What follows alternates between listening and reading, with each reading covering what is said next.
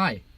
As with many other coaster enthusiasts, I've ridden many coasters. My current coaster count stands at over 150 coasters. And as like many other enthusiasts, I like to try and rank my coasters. I will be riding probably between 50 and 60 new coasters this year in 2019. So I'm going to be making this list now, and I'll see how it changes at the end of the year. And now without further ado, let's start with the list. Number 25, Magnum XL 200 at Zero Point. This is an old Arrow coaster from 1989. I found it actually pretty rough. I wasn't really picking the Magic seat that has the best airtime on the coaster, so the airtime was incredible, but just the roughness brings it down a lot for me. I do like this coaster, but I'm not a huge fan of it. Number 24, The Beast at Kings Island. This is probably one of the most famous coasters on the planet. A lot of people go to Kings Island just to ride it. It is a massive wooden coaster, longest wooden coaster in the world. And if you know me, I have a soft spot for wooden coasters. You'll kind of see that as we get into the top 10. I just really love how this coaster goes through the woods. It's just a huge coaster. It's an absolute behemoth, which I have not ridden Behemoth. I will be riding in that this summer. And really, there's not too much to say about the Beast, besides if you can ride it, go and ride it. It's just incredible. It's an experience in itself. Number 23, the Incredible Hulk coaster at Universal Studios Islands of Adventure. This coaster is a big launched B&M inverting coaster, has 7 inversions, and I just really like this coaster. It's just a fun ride all around. It's not super intense. There's a few intense moments, particularly coming out of that vertical loop is going to pull a couple G's, but it's really just a fun coaster. The launch is pretty forceful actually, and it's just a lot of fun. I've enjoyed myself every time I've ridden it. Number 22, Steel Force at Dorney Park. There's another one that's pretty rough. It's an older coaster. I believe it's 25 years old, something like that. Either way, there's an old Morgan Hypercoaster. You can see a couple of these around, Mamba, Steel Eel, coasters like that. And if you've ridden any of those, these pull some serious airtime in the second half. They always have a great turnaround, and then there's a bunch of eject airtime. There's another coaster that's just a lot of fun. Not gonna pull a bunch of G's, but you're gonna get a massive amount of airtime, and that's really all it does. There's not much else to Steel Force besides just airtime, airtime, airtime. Number 21. This is kind of annoy a bit of people, but Raptor at Cedar Point. This one I only got on twice actually when I was at Cedar Point, so I want to try and ride it again. But I had a lot of fun on this one. It's very inversion heavy. Just you're whipping through those inversions. It's insanely intense, especially for an inverted coaster. It is incredible. Number 20, Griffon at Busch Gardens Williamsburg. This is the only dive coaster to make the list currently. Sorry, Valraven.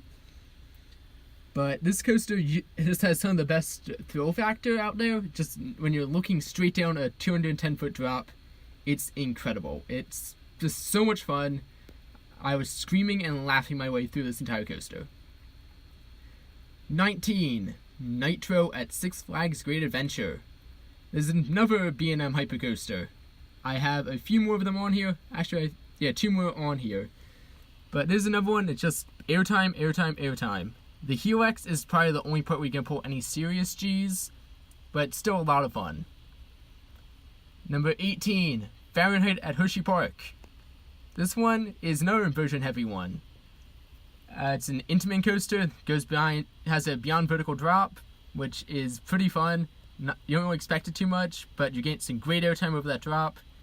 And just the inversions are great. They actually pretty much match the pace of the ride. As the ride slows down, the inversions get snappier and snappier and just whip you around more.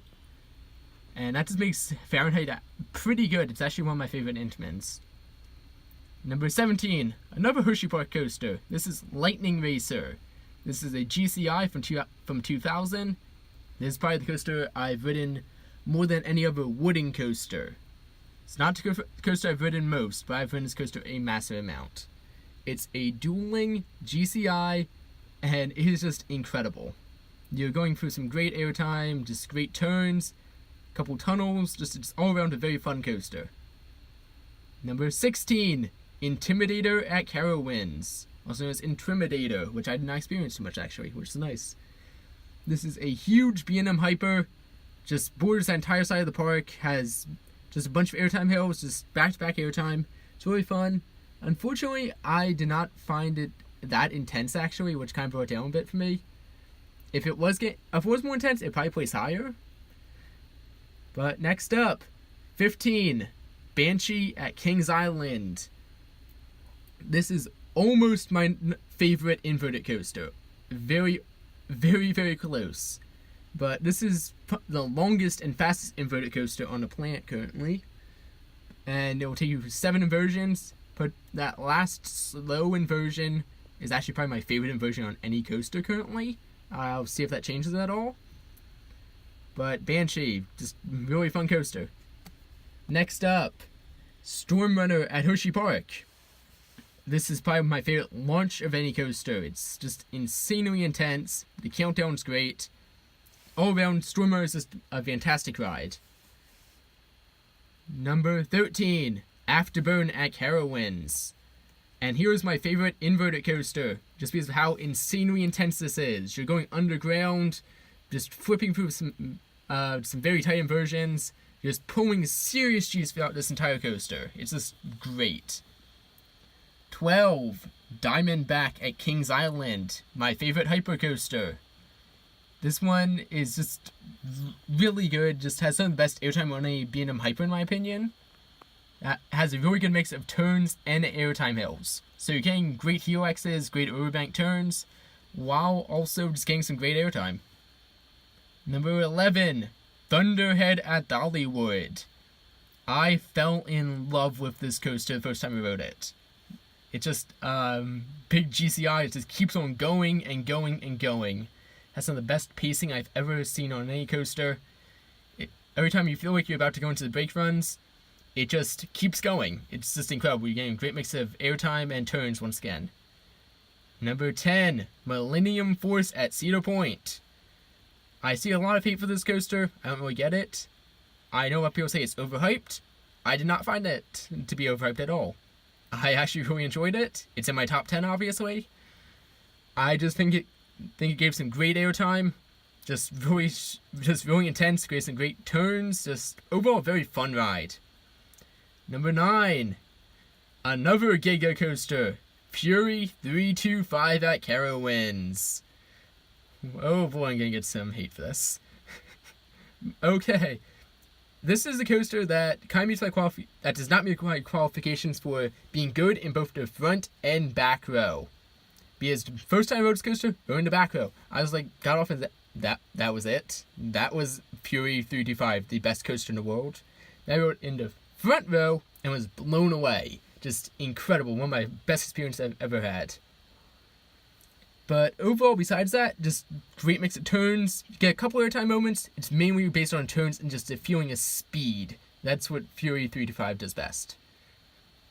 Number 8 is another just absolutely insane airtime machine. Phantom's Revenge at Kennywood. This coaster I'm going to be getting back to this summer. Cannot wait for it. It's probably one of my most anticipated coasters. This coaster is famous for going over a ravine and having one of the tallest drops. Well, not one of the tallest drops, but having a drop that's taller. The second drop is taller than its first drop. That's what I was trying to say. And it's just packed with airtime. The second half of this ride is famous just for giving these insane little bunny hills, which you're getting incredible ejector airtime on it every time.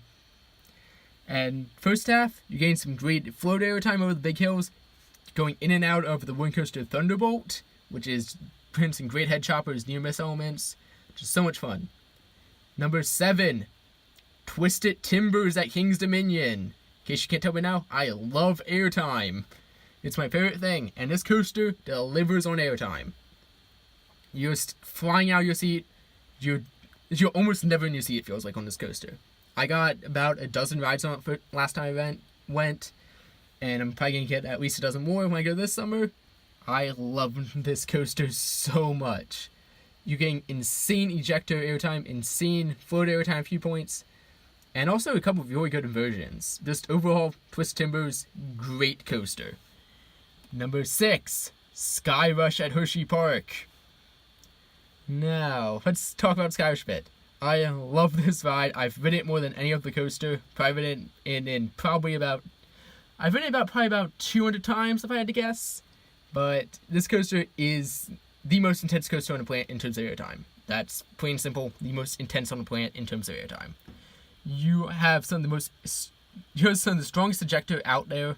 You are being crushed, and also the most intense positive G's. At the bottom of the first drop, if you're in the back row on a wing seat, you feel like you're in a car crash, basically. It just hits you that hard. You're thrown around. This is a wild ride that you just have to hold on. That's basically the only way to sum up Skyrush. It is intense and just absolutely insane. Now, number 5. Another wooden coaster. Phoenix at Knoebels. Let me just defend my point here a bit. You have to get a night ride on this coaster. If you're lucky enough to get a night ride on this coaster with the lights off, it will blow you away. I was able to get a night ride on it with a full train, and you're just getting some of the best airtime you will ever experience. You are not in your seat. There's one specific moment when you're coming back into the station that you're just not in your seat the entire ride. You just never touch your seat that entire point. So Phoenix, just ride it at night if you can. Number 4, Maverick at Cedar Point. Now, besides airtime, I love intensity, and this coaster delivers on intensity so much. Having some of the sharpest, some of the most intense turns you will ever experience on a coaster. You are flying through the Zill Canyons there, getting insane ejector airtime, just insane overbanks, and both of the launches are great. You never expect that second one, and it is incredible.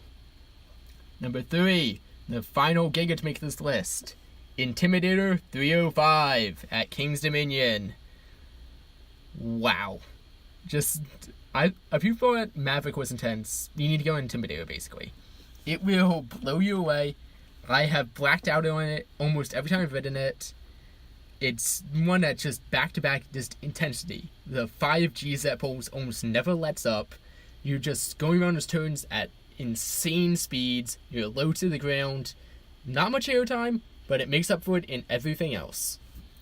Number 2, Lightning Rod at Dollywood. I love this ride as well. I say about a bunch of coasters, but Lightning Rod blew me away.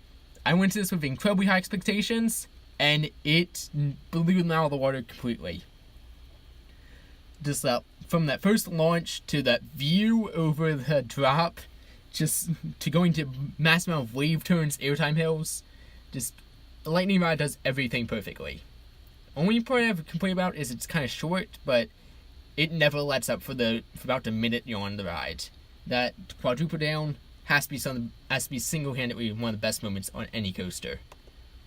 And now to number 1. I've been saying I love wooden coasters a bunch. I've been saying I love airtime a bunch, and you guessed it, El Toro at Six Flags Great Adventure. This is the king of airtime. Just non-stop, insane airtime, insane bank turns. Then last part of the ride, you're just low to the ground, getting whipped around. First part of the ride, you are soaring through the air. Great float airtime. One of my favorite drops on any coaster. El Toro does almost everything perfectly. I love this ride with all my heart, and I cannot wait to ride it again this summer. And that is all for my top 25. Post your own top 25, top 10, top 5, whatever in the comments. Want to critique some of my opinions? I know you will, because that's kind of what happens in the coaster community. Feel free to do so. Just if you think I'm wrong about something, think my ranking should be changed around, say why. Don't just be mean. Like, actually be constructive. But anyway, thanks for watching.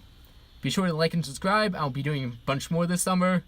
A lot more coaster reviews, maybe. Countdowns. POVs, maybe. I have no idea yet. I'm still planning it out. But thanks for watching, and I will see everyone in the next video. Bye!